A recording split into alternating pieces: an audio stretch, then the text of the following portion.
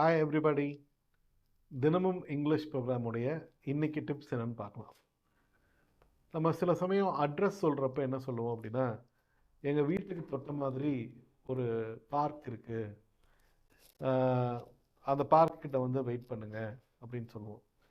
எங்கள் ஸ்கூலுக்கு தொட்ட மாதிரி ஒரு கிரவுண்ட் இருக்குது. ஸோ இந்த தொட்ட மாதிரி அப்படிங்கிறத எப்படி இங்கிலீஷில் சொல்லலாம்? ஸோ நியர் சொல்லலாமா? There is a school near my house அப்படின்னு சொல்லலாமா? நியர்னா பக்கத்தில், அருகில் அப்படின்னு சொல்லலாம்.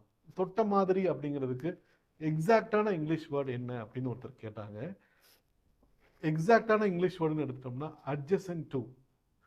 ஸோ எங்கள் வீட்டுக்கு தொட்ட மாதிரி ஒரு பார்க் இருக்குது அப்படின்னு எப்படி சொல்லலாம்னா, there is a park adjacent to my house. There is a ground adjacent to my school. இந்த மாதிரி சொல்லலாம். ஸோ adjacent to அப்படிங்கிறது தொட்ட மாதிரிங்கிற ஒரு தமிழ் வாக்கியத்தில் நாம் பயன்படுத்த போகிறோம். ஸோ கரெக்டாக இங்கிலீஷ் பேசுங்க. உங்களுக்கு மேலும் சந்தேகங்கள் இருந்தால் எங்கள் இன்ஸ்டியூட்டை தொடர்பு கொள்ளுங்கள். All the best. தேங்க்யூ.